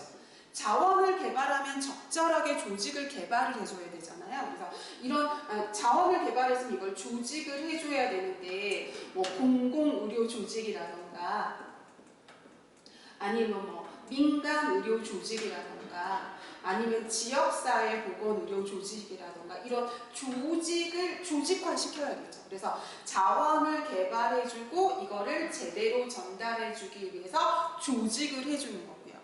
그리고 난 다음에 경제적인 지원해줘야죠. 그죠? 경제적인 지원해주고 그리고 제대로 된 이런 관리를 해주는데 이 관리라고 하는 건 바로 지도력이라던가 의사결정을 제대로 해준다던가 아니면 어떤 거를 이렇게 통제해주고 규제해주는 이런 관리를 해주는 거고 그리고 난 다음에 마지막으로 이런 보건의료 서비스를 제공해준다고 생각하시면 되겠습니다. 그렇기 때문에 이런 지도력이라든가 의사결정이라든가 규제를 해주는 것, 관리에 해당이 됩니다. 그래서 처음에 인적자원, 물적자원 같은 거를 개발해주고 다음에 자원을 개발했으면 적절하게 이런 의료 조직을 조직화해주고 세금이나 뭐 이런 거, 나라 세금이라던가 아니면 지역사회 지원 같은 걸로 경제적인 지원해주고 다음에 규제라던가 적절한 의사결정 이런 거를 통해서 관리해주고 그 다음에 마지막으로 적절한 보건의료 서비스를 제공해준다고 생각을 하시면 되죠. 그래서 여기는 관리를 찾으시면 되겠습니다. 그래서 42번의 답은 4번이라고 보시면 되겠습니다. 다음은 43번 풀어보도록 하겠습니다. 43번에 보시면 우리나라 의료급여에 대한 설명으로 옳은 거에 대해서 물어보고 있어요. 그러면 여러분 얘를 좀 크게 보실 줄 알아야 되거든요. 이거는 사회보장에서 출발을 하는 거죠. 사회보장. 그럼 사회보장이라고 하는 건 국가가 국민이 여러 가지 다양한 사회적 위험에 빠졌을 때를 대비해서 만든 게 바로 사회보장이잖아요. 그러면 이런 사회적인 위험에 빠졌을 때 국가가 국민을 위해서 2가지를 해주는 거라고 생각을 하시면 돼요. 소득을 보장해주고 의료를 보장해주는 게 바로 사회보장이라고 생각하시면 되거든요. 근데 이 사회보장은 세 가지가 있어요. 첫 번째는 사회보험이라고 하는 게 있고요. 다음에 두 번째는 공공부조 또는 공적부조라고 하는 게 있고요. 다음에 세 번째는 사회서비스라고 하는 게 있거든요. 그런데 사회서비스는 여러 가지 서비스에 해당되는 거기 때문에 얘는 보지 않고 얘네 두 가지를 볼 거예요. 그러면 사회보험이라고 하는 거는 생활 유지 능력이잖아요. 그러니까 우리가 소득 능력이 있는 사람한테 해주는 거라고 생각을 하시면 돼요. 그런데 이 공공부조라고 하는 건 바로 뭐냐면 소득 능력이 없는 사람이잖아요. 생활 유지 능력이 없는 사람한테 해주는 거예요. 그러니까 결국은 이건 나라 세금으로 해주는 거라고 생각을 하시면 되고, 다음에 이 소득 능력이 있는 사람한테는 강제성을 띄워가지고 이 급여에서 어느 정도를 이렇게 떼가는 거라고 생각하시면 되는 거거든요. 그래서 얘도 두 가지를 해주는 거죠. 소득 보장해주고 의료 보장해주는 거거든요. 그죠? 그래서 이 소득 보장을 해주는 거에는 고용보험도 있고, 다음에 우리 국민연금도 있고, 산업재해 같은 거, 산업재해보상보험도 산재도 있고 이런 거죠. 그래서 이런 거는 월급에서 이렇게 떼갔다가 그런 사회적인 위험에 빠졌을 때 이렇게 소득을 보장해주는 방법이죠. 다음에 의료 보장에 해당하는 게 국민건강보험, 노인장기요양보험, 다음에 산재보험 같은 거죠. 그것도 미리 빼가지고 갔다가 나중에 사회적인 위험에 빠졌을 때 이렇게 의료를 보장해주는 거잖아요. 그런데 이 공공부조, 공적부조라고 하는 건 소득 능력이 없는 사람한테 나라 세금으로 소득을 보장해주고 의료를 보장해주는 방법이에요. 그죠? 그런데 이렇게 소득을 보장해주는 걸 갖다가 뭐라고 하는 거, 우리 기초생활수급비를 주죠. 기초생활수급비를 주게 되죠. 그죠? 다음에 이 의료보장에 해당하는 게 지금 얘기한 의료급여에 해당이 되죠. 그죠? 그래서 의료급여는 1종이 있고 2종이 있죠. 그죠? 그래서 1종은 우리 기초생활수급자한테 주로 해주는 거고, 2종은 차상위 계층한테 해주는 거라고 생각하시면 돼요. 그래서 이거는 나라 세금으로 하기 때문에 최고로 해주는 게 아니라 최저생활보장만 해주는 거라고 생각을 하시면 돼요. 최저생활보장. 최저생활을 보장해주는 거라고 생각하시면 되죠. 그런데 여기는 지금 의료급여. 의료급여는 크게 사회보장의 중에서도 공공부조, 공적부조에 해당이 되고, 그 중에서도 소득을 보장해주는 게 아니라 의료를 보장해주는 방법에 해당이 되는 거죠. 그렇기 때문에 공공부조 제도에 속한다. 맞죠? 전 국민을 가입 대상으로 하는 게 아니라 소득 능력이 없는, 생활 유지 능력이 없는 사람에게 나라 세금으로 해주는 방법이에요. 다음에 노인성 질병을 가진 대상자한테 해주는 게 노인장기요양보험에 해당되는 거니까 아니고요. 다음에 근로자에 대한 재해는 산재에 해당되는 거죠. 산재보험에 해당되는 거고, 얘는 노인장기요양보험에 해당되는 거예요. 다음에 소득 능력 상실 시 최저생활을 유지할 수 있도록 소득을 보장해주는 방법이 아니라 의료를 보장해주는 방법이죠. 소득 보장은 기초생활수급비 드는 거고, 의료 보장이 바로 의료급여. 그래서 소득을 보장해주는 게 아니라 얘는 의료를 보장해주는 방법이라고 생각하시면 되겠습니다. 그래서 43번의 답은 1번이라고 보시면 되겠습니다. 다음은 44번 풀어보도록 하겠습니다. 노인장기요양보험 제도 중에서 다음에서 설명하는 시설급여 기간에 대해서 물어보고 있거든요. 그러면 우리 노인장기요양보험에 일단 두 가지에 대해서 좀 알아볼까요? 노인장기요양보험에 지금 요양 등급 판정을 받았어요. 지금 등급 판정을 받았어요. 등급 판정을 1등급에서 5등급까지 지금 1등급, 다음에 2등급, 3등급, 4등급, 5등급 이렇게 해서 등급 판정을 받았어요. 등급 판정을 받았거든요. 그럼 이 등급 판정에 따라서 시설에서 사용할 수 있도록 하는 시설급여가 있고, 본인이 집에서 혜택을 받는 이런 재가급여가 있거든요. 그런데 대부분은 이런 1, 2등급에 해당되는 사람들이 이렇게 시설급여를 많이 받고요. 다음에 6기에 해당되는 사람들이 보통 재가급여를 받는다고 생각을 하시면 되는데 보통이 이런 거고 만약에 3등급을 받았는데도 다시 이렇게 재판정을 이렇게 요구를 해가지고 이렇게 갈 수도 있고 다른 방법도 있지만 대부분은 이렇다고 보통은 이렇게 된다고 생각을 하시면 돼요. 그래서 우리 등급 판정을 받고 난 다음에 시설급여랑 재가급여의 혜택을 받는데 등급 판정을 받고 집에서 혜택을 받는 걸 재가급여라고 하고요. 다음에 우리 시설에서 받는 걸 시설급여라고 얘기를 하는 거죠. 그죠?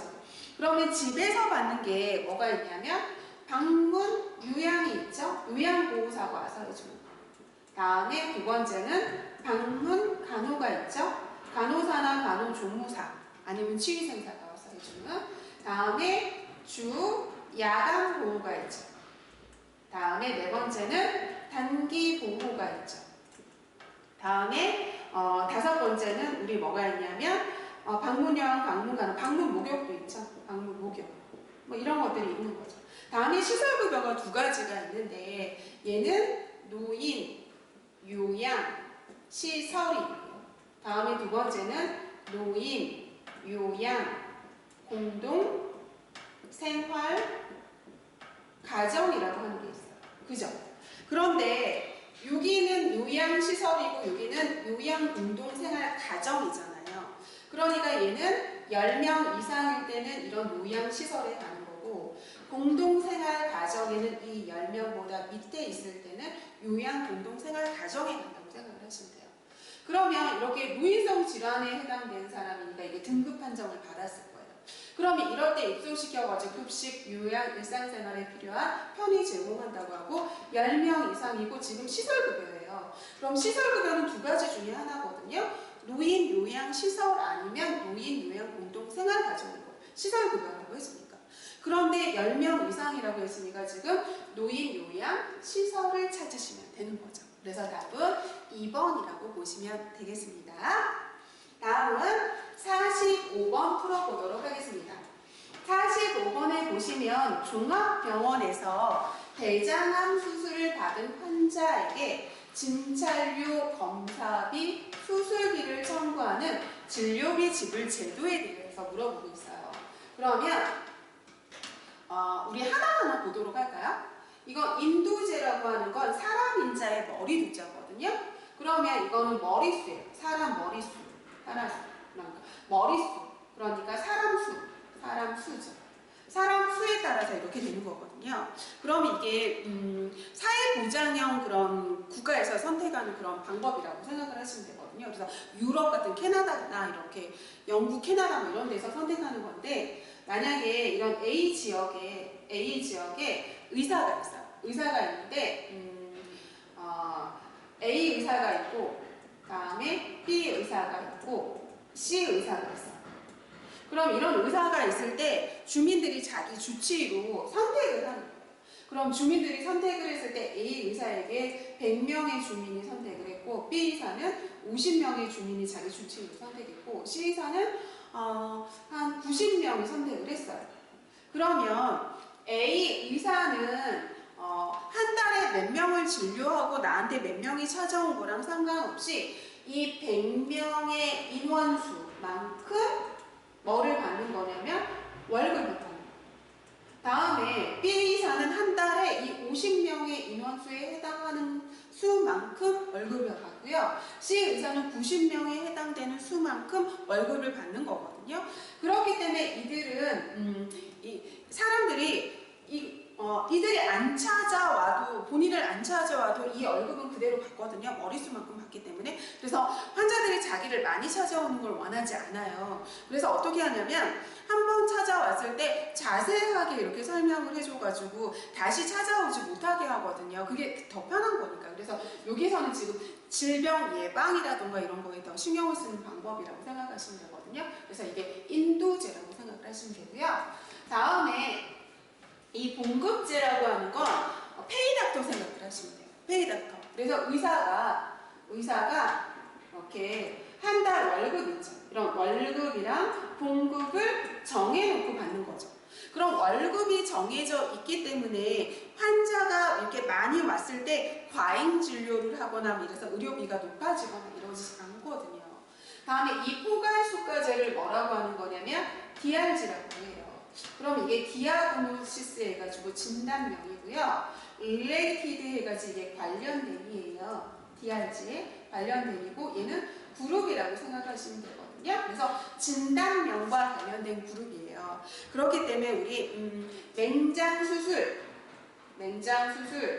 뭐 탈장수술, 다음에 제왕절개수술, 다음에 뭐 백내장수술 이런 진단명에 따라서 딱 이렇게 돈이 딱 이렇게 책정이 돼버려 있어요. 그래서 맹장수술에 관련된 코드를 넣으면 이 돈만 나와요. 다음에 이 탈장수술에 관련된 걸 딱 코드를 넣으면 그 돈만 나오거든요. 돈이 책정이 되기 때문에. 그래서 환자에게 과잉 진료를 안 하고 그래서 의료비가 높지 않게끔 이렇게 막는 그런 효과가 있는 게 바로 포괄수가제거든요. 다음에 이 총액계약제라고 하는 건 지불자, 돈을 지불하는 그런 지불자 있잖아요. 그러면 돈을 지불해야 되는 이 지불자 측하고 다음에 진료를 하는 이 진료자 측 있죠. 그럼 이 진료자 측이 미리 이렇게 받아야 될 돈을 갖다가 계약을 하는 거예요. 돈을 계약을 하는 거예요. 그럼 미리 받아야 될 돈을 계약을 해버렸기 때문에 이 돈만큼 받는 거거든요. 그럼 이 돈만큼 받는 게 정해져 있기 때문에 환자한테 과잉 진료 안 하고 그래서 의료비가 높지 않아요. 그런데 이거는 1년 단위로 재계약을 하고 막 이런 문제들이 따르기는 한다고 생각하시면 돼요. 그리고 이 행위별수가제가 바로 이건데요. 이 행위별수가제라고 하는 건 뭐냐면 보세요. 행위 하나하나당 행위예요. 그럼 이 서비스 행위 있잖아요. 그럼 이 서비스 행위 하나하나당 곱하기 가격이 이루어집니다. 그래서 진찰료에 대한 가격, 다음에 여기서 말한 검사비에 대한 가격 하나하나, 다음에 수술비에 대한 가격, 다음에 뭐 약제비에 대한 가격. 그래서 서비스 하나하나 행위별, 서비스 행위 하나하나별로 곱하기 가격이 매겨져서 이걸 가격을 매겨져가지고 이거를 갖다가 합산을 해서 나중에 청구하는 그런 제도거든요. 그래서 이게 사후청구 제도예요. 그래서 이게 청구하는 거예요.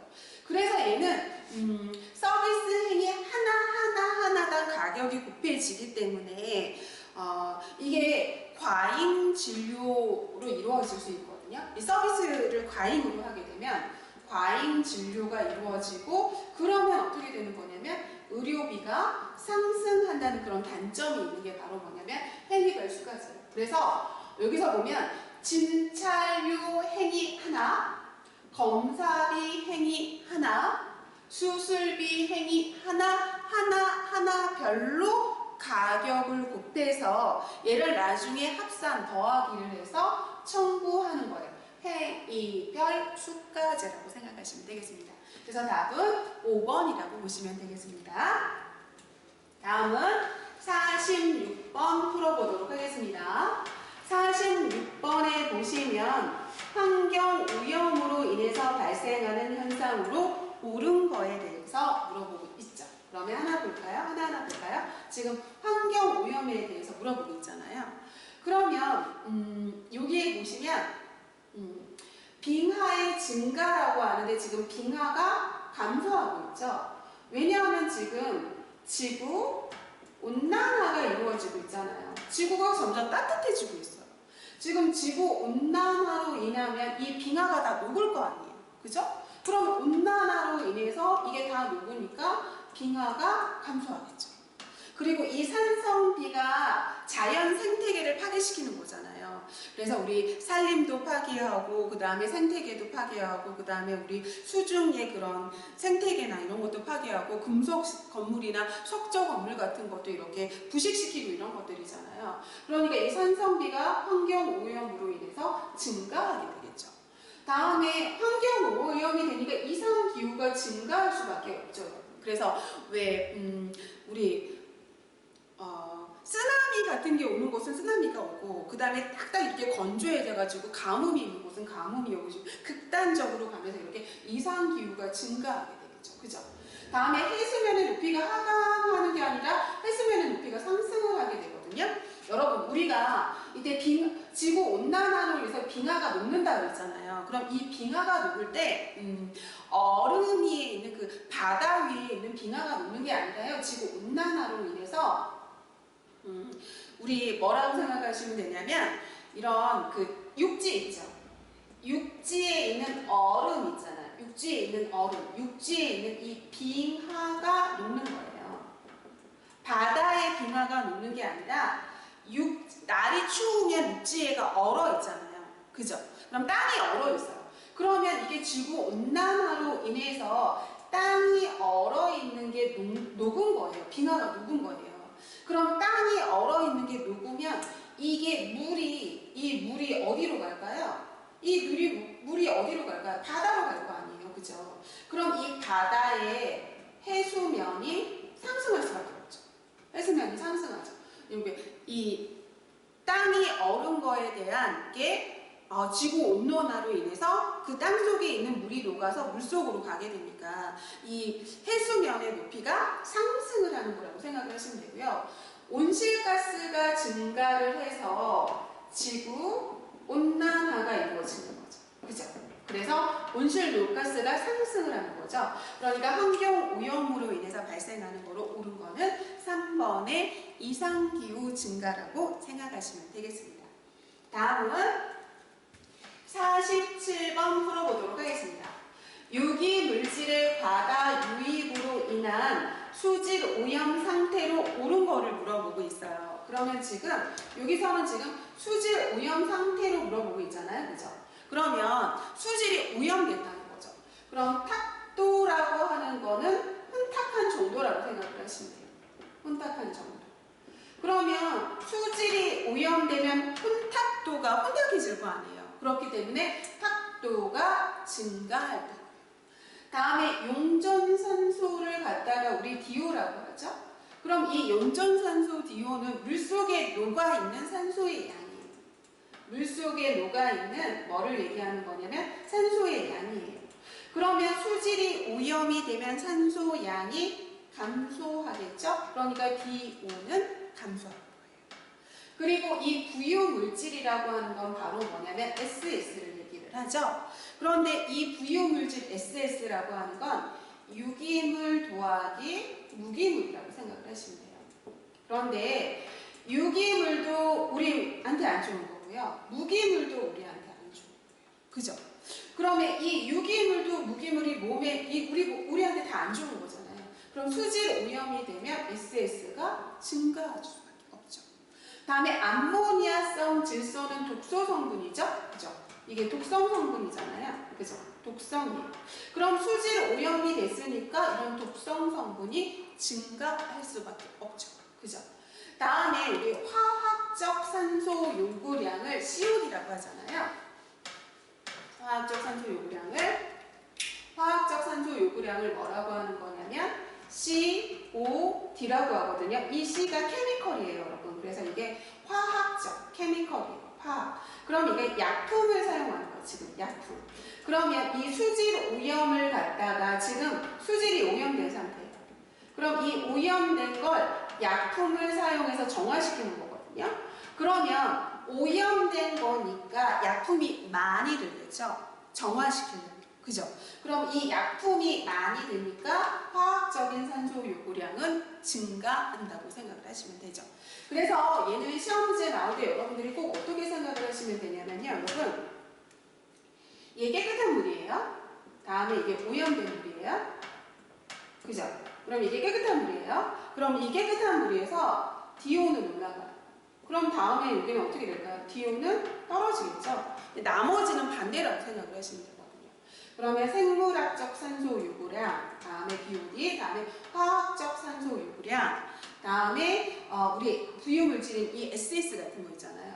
그럼 얘네 세 가지는 감소해요. 그러니까 얘랑 반대예요. 반대. 다음에 여기도 BOD, COD, 다음에 SS. 얘네 세 가지 반대거든요. 그럼 오염된 물은 이게 감소하니까 반대니까 얘는 증가한다고 생각하시면 되겠습니다. 그래서 얘는 시험 문제 잘 나오니까 꼭 알아두세요. 그래서 수질이 오염 상태니까 여기서는 지금 탁도 높아지고요. 용존산소량 낮아지고요. 부유물질 증가하고요. 다음에 암모니아성 산소 질소 많아지고요. 다음에 화학적인 산소 요구량 높아지죠. 이게 COB 높아지죠. 이게 오염된 물이니까 올라가잖아요. 그죠? 그러니까 답은 5번이라고 보시면 되겠습니다. 다음은 48번 풀어보도록 하겠습니다. 지금 2차 대기 오염 물질에 대해서 물어보고 있거든요. 그러면 대기를 오염시키는 물질은 1차 대기 오염 물질이 있고요. 2차 대기 오염 물질이 있어요. 그래서 두 가지가 있는데 대기 오염 물질은 1차 대기 오염 물질도 있고 2차 대기 오염 물질도 있는데 2차 대기 오염 물질 두 가지만 외워두시면 돼요. 그럼 2차 대기 오염 물질은 스모그, 그 다음에 오존, O3라고 생각해요. 이 두 가지라고 생각을 하시면 되거든요. 그래서 얘 고르시면 돼요. 다음에 1차 대기 오염 물질은 이런 거 있죠? 지금 이런 거. 이게 다 1차 대기 오염 물질이라고 생각하시면 되겠습니다. 그러니까 2차 대기 오염 물질을 외워두는 게 쉬워요. 두 가지밖에 없으니까. 그래서 오존이랑 스모그 외워두시면 됩니다. 그래서 여기 답은 1번이라고 고르시면 되겠습니다. 다음은 49번 풀어보도록 하겠습니다. 포도상구균 식중독을 일으키는 원인에 대해서 물어보고 있잖아요. 그럼 여기서는 일단 독소용 식중독에 대해서 좀 알고 계셨으면 좋겠거든요. 여러분, 우리 독소용 식중독은 시험 문제 잘 나와요. 독소용 식중독이 무엇인가 하고도 시험 문제 잘 나오거든요. 그래서 독소용 식중독은 반드시 외워두셔야 되는데 세 가지가 있어요. 그래서 여기서 나온 바로 뭐가 있냐면 포도상구균 식중독이 있고요. 포도상구균 식중독이 있고요. 다음에 두 번째는 보툴리누스균 식중독이 있고요. 다음에 세 번째는 웰치균 식중독이 있습니다. 그래서 얘 세 가지는 반드시 외워두셨으면 좋겠습니다. 그래서 독소용 식중독은 세 가지가 있는데 포도상구균 식중독, 보툴리누스균 식중독, 웰치균 식중독이 있다고 생각하시면 돼요. 그런데 그 중에서도 얘네 두 가지는 진짜 중요하거든요. 이렇게 두 가지 중요해요. 그래서 포도상구균 식중독은 중요한 이유가 우리나라 발생률 1위예요. 우리나라 발생률 1위. 왜냐하면 이게 원인이 김밥, 샌드위치, 이렇게 우리가 흔히 먹는 빵, 케이크 이런 것들이라서 우리나라 발생률 1위고요. 보툴리누스균 식중독은 얘는 치사율 있죠. 치사율. 이런 치명률이나 이런 치사율 있죠. 이런 치사율이 굉장히 높은 1위가 바로 뭐냐면 보툴리누스균 식중독이라고 생각하시면 되거든요. 그래서 얘는 바로 뭐냐면 이게 김밥이라던가 아니면 샌드위치라던가 아니면 케이크라던가 이런 것들 있잖아요. 이런 거를 통해서 우리가 잘 먹는 거를 통해서 이렇게 발생이 되는 거거든요. 이런 걸 먹고 이거를 통해서 우리 몸에서 장에 독소를 유발해서 이 장독소에 의해서 일어나는 게 바로 포도상구균 식중독이고요. 다음에 이 보툴리누스균 식중독이라고 하는 건 우리 통조림 같은 거 있죠. 그럼 이 통조림 같은 거에 있는 거를 먹었을 때 여기에 있는 게 신경독소가 이게 지금 신경독소가 이렇게 마비 같은 거, 혀 마비 같은 거 일으키고 막 이래가지고 호흡근을 마비시키고 이래가지고 사망까지 갈 수 있는 거거든요. 그래서 얘는 치명률 치사율 1위라고 생각을 하시면 돼요. 그래서 이 장독소에 의한 거라서 얘는 100도씨에서 30분을 가열을 하잖아요. 그러면 사멸되지 않아요. 장독소는 사멸되지 않거든요. 그런데 100도씨에서 60분을 가열하면 사멸됩니다. 그런데 이 보툴리누스균 식중독은 좀 더 강한 신경독소에 해당이 되잖아요. 그래서 얘는 100도씨에서 60분을 가열해도 얘는 사멸되지 않습니다. 근데 얘는 장독소에 해당이 되기 때문에 100도씨에서 30분 가열하면 사멸되지 않고 100도씨에서 60분 가열하면 사멸하는데 이 신경독소는 100도씨에서 60분을 가열해도 사멸되지 않는다고 생각을 하시면 돼요. 그러면 여기서는 지금 포도상구균 식중독, 우리나라 발생률 1위인 포도상구균 식중독을 일으키는 원인균에 대해서 물어보고 있잖아요. 그러면 얘는 김밥이나 뭐 이렇게 케이크라던가 샌드위치라던가 빵이라던가 이런 거 먹고 생겨서 장 독소를 유발을 하는 거거든요. 그래서 라고 생각을 하시면 되죠. 답은 1번이고요. 신경독을 유발하는 건 얘는 보툴리누스균 식중독. 보툴리누스균 식중독이라고 생각을 하시면 돼요. 다음에 이 아플라톡신 같은 경우에는 우리 옥수수라던가 뭐 이런 거 있죠. 그래서 탄수화물이 굉장히 많은 그런 거에 대한 독이라고 생각을 하시면 되고, 에르고톡신 같은 경우에는 맥가우유거든요. 그래서 얘는 바로 뭐냐면 호밀 같은 그런 작은 알곡에 있는 그 맥각균에서 오는 그런 독이라고 생각하시면 되고, 테트로도톡신은 보고독으로 반드시 외우셔야 되거든요. 보고독으로 반드시 외우셔야 돼요. 그래서 얘는 신경독은 보툴리누스균 식중독, 장독소는 포도상구균 식중독, 테트로도톡신은 보고독이라고 반드시 외우셨으면 좋겠습니다. 그래서 답은 2번이라고 보시면 되겠습니다. 다음은 50번 풀어보도록 하겠습니다. 근로자의 작업 환경에 유해 인자를 관리하는 방법 중 대치에 해당하는 것을 물어보고 있거든요. 그러면 여러분 제가 좀 얘는 크게 좀 보셔야 되거든요. 그러면 제가 산업보건에 대해서 산업보건의 대상에 대해서 얘기를 해드릴 거예요. 산업보건의 대상. 그러면 산업보건의 대상이니까 당연히 대상은 근로자일 거예요. 그죠? 여기서 일하는 근로자일 거예요. 그런데 근로자가 일하는 환경도 산업보건의 대상이 되거든요. 근로자가 일하는 환경. 그래서 산업보건의 대상은 두 가지라고 생각을 하시면 돼요. 여기 근로자랑 근로자가 일하는 환경 이 두 가지가 산업보건의 대상이라고 생각하시면 되거든요. 그럼 우리 대상이 되면 그냥 놔두면 안 되고 관리라는 걸 해줘야 돼요. 그래서 근로자 관리를 해줘야 되고요. 다음에 작업 환경 관리를 해줘야 돼요. 그래서 근로자 관리를 위해서 우리 건강 진단, 건강검진 같은 거, 건강검진, 건강진단 같은 거 해주는 거잖아요. 그죠? 근로자 건강진단. 그래서 우리 일반 건강검진, 다음에 배치적 건강검진 뭐 이런 거 해주는 거잖아요. 특수건강검진 같은 거. 다음에 작업환경관리도 해줘야 되는데 이 작업환경관리에 해당되는 게 5가지가 있거든요. 작업환경관리에 되는 게 5가지가 있는데 첫 번째는 대치, 다음에 두 번째는 격리, 다음에 세 번째는 환기, 다음에 네 번째는 보건교육, 다음에 5번째는 개인보호구 착용 이런 거예요. 개인보호구 착용. 이 5가지 시험 문제 다 잘 나와요. 그래서 산업보건의 대상은 근로자랑 작업 환경이 있는데 대상은 그냥 놔두면 안 되고 관리라는 걸 해줘야 돼서 근로자 관리도 해주고 작업 환경 관리도 해줘야 되는데 근로자 관리를 해줘야 되기 때문에 우리 건강검진, 건강진단 해주는 거예요. 그래서 일반 건강검진, 특수건강검진, 배치적 건강검진, 수시건강검진, 임시건강검진 같은 게 있는 거고요. 다음에 작업환경관리로서 대치, 격리, 환기, 보건교육, 개인보호구 착용이 있는데 이 대치가 굉장히 중요하거든요. 그래서 대치의 그 정의를 좀 아셨으면 좋겠거든요. 왜냐하면 여러분들이 보건이랑 공중보건을 어려워하는 이유가 기본적인 정의를 무시하고 가셔서 어려운 거예요.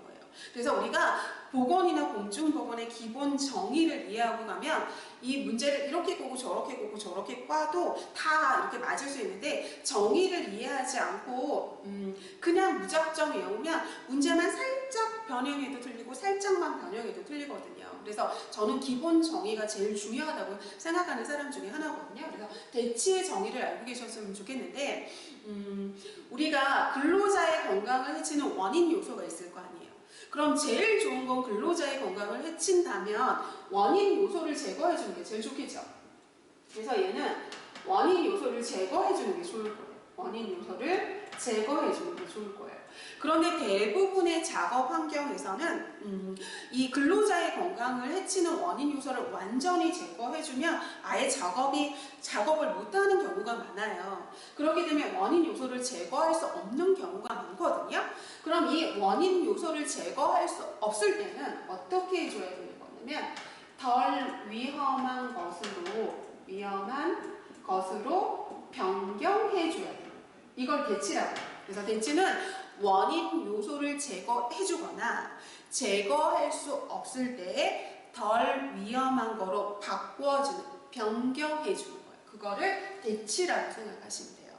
그래서 우리가 만약에 페인트를 이렇게 칠하는데 이렇게 페인트를 붓으로 칠하는 게 아니라 이렇게 흡착하는 그런 기계로 이렇게 한다던가 그럼 좀 덜 위험하겠죠. 이렇게 변경해주는 거.